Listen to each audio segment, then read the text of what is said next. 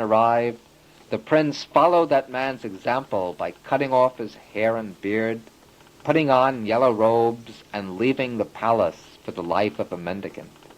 And his own practice in this regard has provided the model for the Sangha through the centuries.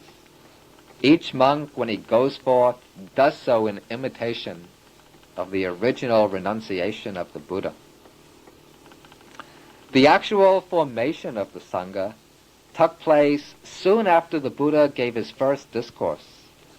When the Buddha had finished explaining the Four Noble Truths and the Eightfold Noble Path to the 5 ascetics in the deer park, the oldest of the 5 ascetics, Kondanya, gained the first stage of enlightenment, the stage of stream entry. After he had seen the Dhamma for himself, he bowed down to the Buddha and acknowledged the Buddha as his teacher. And then he asked the Buddha to ordain him as his disciple. He wanted to become a monk under the Buddha.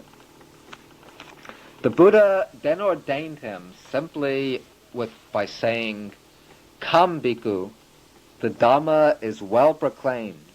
Live the holy life for the complete ending of suffering." Thus, with these words, Kondanya became the first bhikkhu, the first monk disciple of the Buddha. But one bhikkhu doesn't make up a Sangha. The Sangha is a community, and that means, in formal terms, a minimum of 4 monks required to constitute the Sangha. But on that occasion, the Buddha continued to explain the Dhamma to the other 4 ascetics, who were named Bhadya, Mahanama, Vappa, and Assaji. And when they gained stream entry after his talk, they also asked to become bhikkhus under the Buddha, and the Buddha admitted them with the same words. When the Buddha accepted them as bhikkhus, at that very moment the Sangha was formed for the first time, a community of 5 monks headed by the Buddha. Shortly after that, the Buddha taught them the truth of anatta, of egolessness, and at the end of this discourse, the 5 monks achieved enlightenment, destroying all defilements, and became arhats, fully liberated in mind. In the months and years ahead, the Sangha continued to expand very rapidly. And the reasons for its rapid growth are not so hard to understand. The age in which the Buddha lived was a period when spiritual ideals occupied first place in the scale of human values. It was not like a time like our own time in which material values are predominant. However, in the time of the Buddha, the prevalent religions failed to meet the spiritual needs of the people. The religion of the Brahmins was bogged down by superstition, ritual, sacrifice, and by artificial distinctions based on caste. And the non-Brahminic religious orders were given up to either extreme asceticism or to dry speculation. In contrast to all of these other teachings, the Buddha offered a clear and direct path to the highest goal, a path that was completely in accordance with reason, that was open to personal verification, and that was very appealing in its simplicity and in its practicality. And so many young men, even from the highest classes, were drawn to the Buddha and wanted to lead the monastic life under his guidance. And we shouldn't think that these young men came only from the poor and the downtrodden. To the contrary, most of them came from the higher social classes.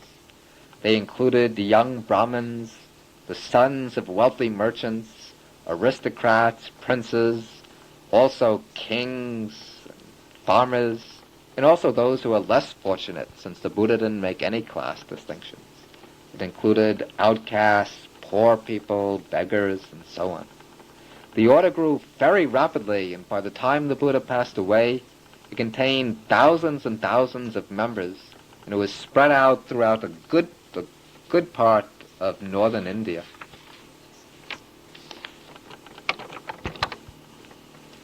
The key move which characterizes the act of becoming a monk is renunciation. The initial act of entering the monastic order is called pabaja, which literally means going forth from the household life into homelessness. Over and over again we read in the Buddhist text that some householder or a young man, after listening to the Buddha explain the Dhamma, gains confidence in the master.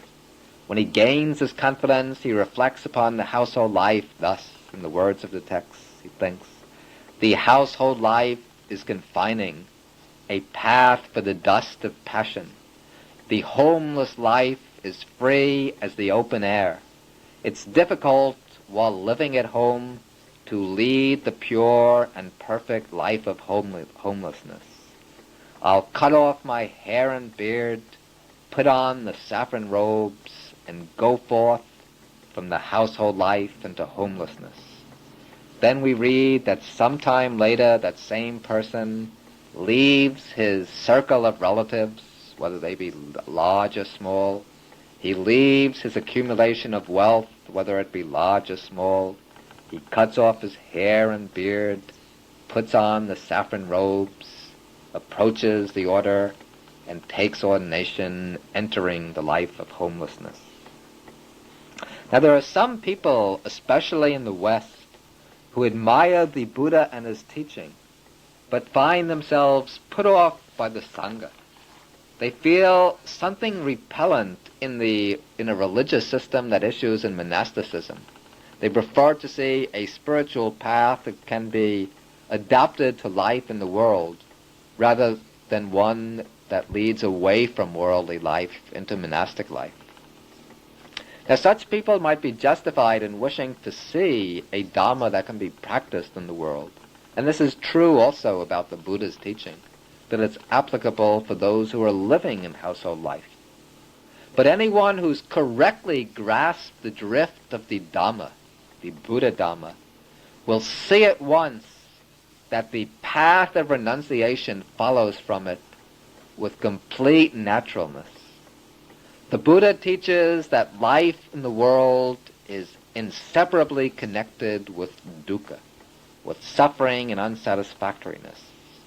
Worldly existence is a round of becoming, leading us again and again into birth and death, and into all the different forms of suffering. And the reason we remain bound to the wheel of becoming is because of our attachment to it.